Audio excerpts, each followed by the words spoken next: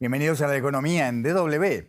Ha pasado más de un año desde que el presidente estadounidense Donald Trump anunciara en la Casa Blanca aranceles contra todos sus socios comerciales en aquel llamado Día de la Liberación. Fue en abril del año pasado.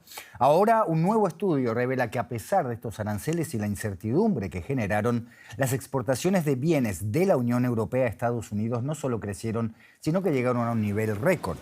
Las cifras las revela el Instituto para la Economía Alemana, que apunta a que el intercambio entre las dos partes alcanzó un nuevo récord en el comercio de bienes. Pero la balanza sigue estando a favor de la Unión Europea, con un superávit comercial récord de 285.000 millones de euros.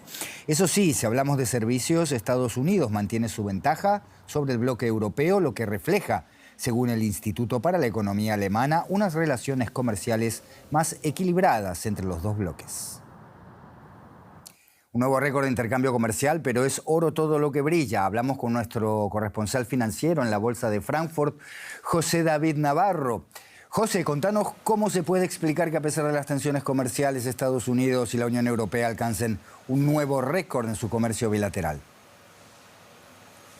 Hola Andrés, ¿qué tal? Bueno, el Instituto de Investigaciones Económicas de Alemania sobre todo destaca dos fenómenos para explicar esto que a primera vista puede llamar la atención, puede sonar raro precisamente por lo que comentabais, ¿no? Por esas tensiones comerciales de las que llevábamos hablando meses entre Estados Unidos y el bloque europeo. El primer fenómeno, Andrés, es el adelanto de las ventas hacia Estados Unidos precisamente por el miedo de que se aplicaran los aranceles, eso durante el 2025, y después un sector en específico, Andrés, que ha sido el sector farmacéutico de Irlanda y que ha hecho que la balanza esté a favor de la Unión Europea. Irlanda es un centro muy importante para el sector farmacéutico y del que dependen, por ejemplo, Pfizer o Eli Lilly para importar componentes con los que después fabricar vacunas, pastillas u otros medicamentos. Es tanto lo que se vendió a Estados Unidos para evitar los aranceles con los que amenazaba Donald Trump que las exportaciones de Irlanda se dispararon en el 2025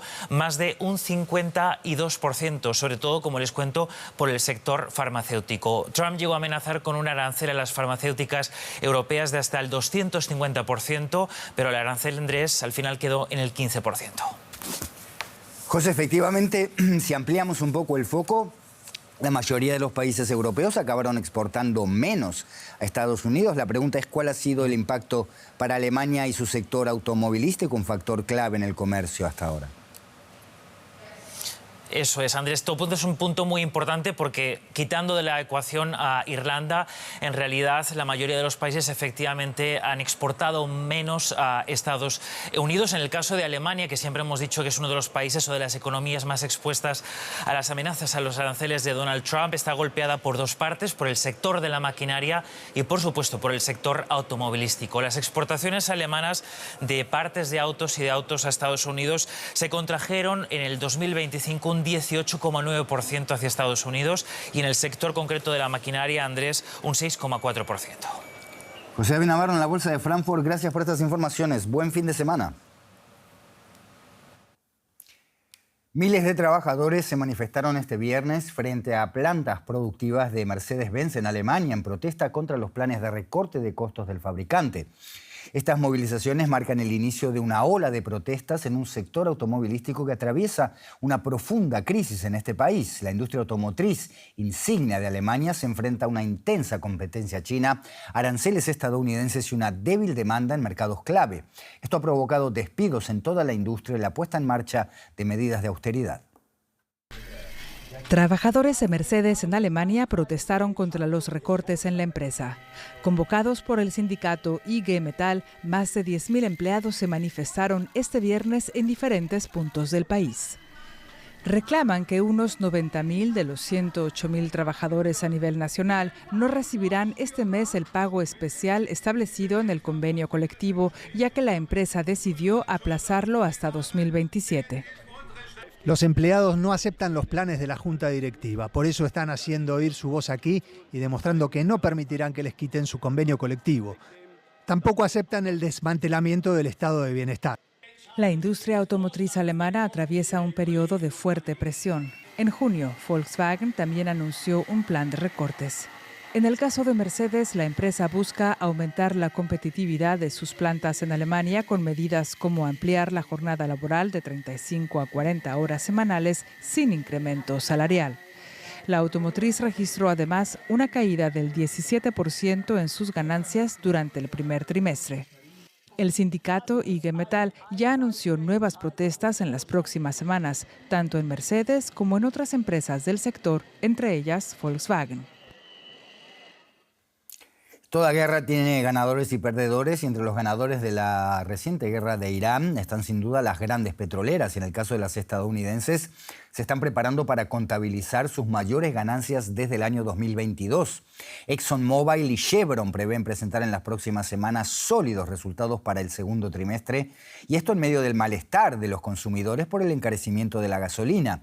Este aumento de beneficios era esperado, podría tensar la habitualmente estrecha relación entre Donald Trump y la industria petrolera, uno de los principales respaldos financieros del presidente y de su partido republicano. Los altos precios en las estaciones de servicio han reforzado las críticas de la oposición demócrata sobre el costo de vida y también han golpeado la popularidad de Trump en medio del rechazo de muchos estadounidenses a los altos costos de la guerra con Irán. La Casa Blanca pidió investigar abusos en los precios y advirtió que podría tomar medidas si la gasolina no baja de precio con fuerza.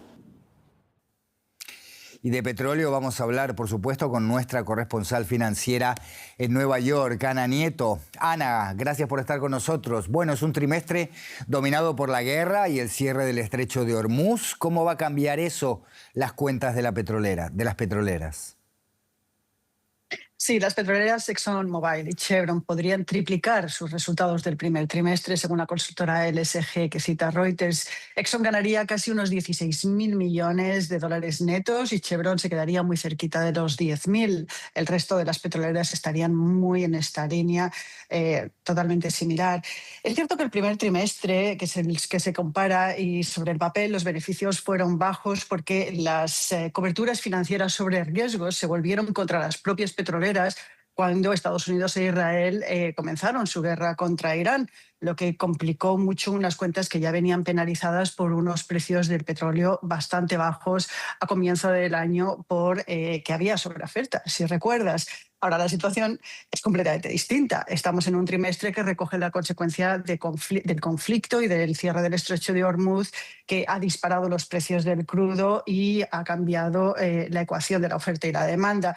Por eso las ganancias que conoceremos en las próximas semanas van a subir hasta niveles que, como dices, fueron los del 2022, cuando hubo otra guerra, porque Rusia invadió Ucrania. Ana, los precios siguen altos a pesar de la negociación del cese el fuego. La gasolina todavía está cara. ¿Qué calendario de normalización se maneja, si se maneja? Bueno, de momento es que hay mucho juego en una negociación que está todavía muy abierta y está por ver cómo queda el estrecho de Hormuz, ahora que Irán y Omán quieren una comisión de paso por el estrecho. Mientras las agencias y los analistas están recalibrando cuándo se va a estabilizar la oferta global. La Agencia de Información de la Energía de Estados Unidos es quizá la menos optimista de todas porque no cuenta con la normalización del estrecho de Hormuz hasta el año 2027 y espera que los inventarios globales estén todavía bajos durante unos meses. De hecho, los inventarios de Estados Unidos están a su nivel más bajo desde el año 1983. En el Golfo, los productores de la OPEP están empezando a aumentar la producción y están empezando a dar salida a lo que tenían en sus inventarios, pero aún están bastante lejos de lo que era la producción antes de la guerra. Quien está produciendo a niveles récords es Estados Unidos y quien está exportando a niveles récords es Emiratos Árabes, que ya está fuera de la OPEP. Ana Nieto, de Nueva York, gracias por esta información. Buen fin de semana. Igualmente. El sector privado en Cuba ha ampliado su participación en la economía con un creciente número de emprendedores que desarrollan actividades en sectores como gastronomía, transporte, servicios, incluso importación de combustibles.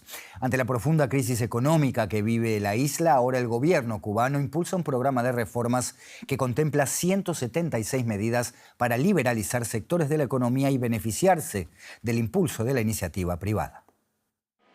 Esta imprenta privada producía hasta hace poco unas 2.000 camisetas al día, además de otros artículos estampados. Hoy la falta de electricidad y la caída de la demanda debido a la crisis han ralentizado el ritmo de trabajo.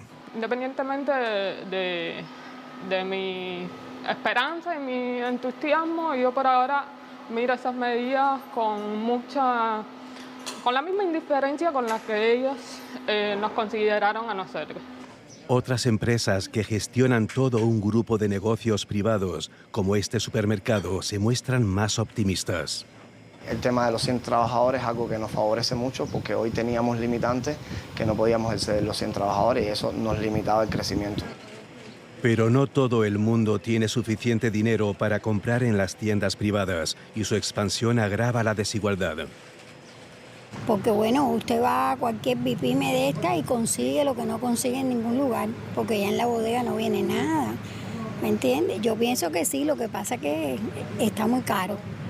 Desde que se liberalizó el sector privado hace unos 15 años, han ido apareciendo tiendas en viviendas e incluso en garajes abiertos a la calle. Esta tendencia parece que se mantendrá, ya que el amplio programa de reformas prevé abrir prácticamente todos los sectores de actividad a las empresas privadas. El reto está ahí, el reto está en implementar, en hacer lo que se está proponiendo.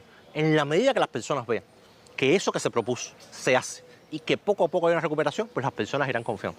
Pero es muy difícil pedirle a las personas ahora que confíen después de lineamientos que no se aplicaron, en todas sus versiones, de planes económicos que no se aplicaron, de proyecciones que no se aplicaron. Es normal que las personas expresen escepticismo o poca confianza en lo que se está haciendo. En realidad, en Cuba ya se han tomado otras medidas para abrir nuevas posibilidades a la empresa privada. Sin embargo, muchas se han revocado o han acabado restringidas. Este es el final de La Economía por hoy. Nos vemos la próxima.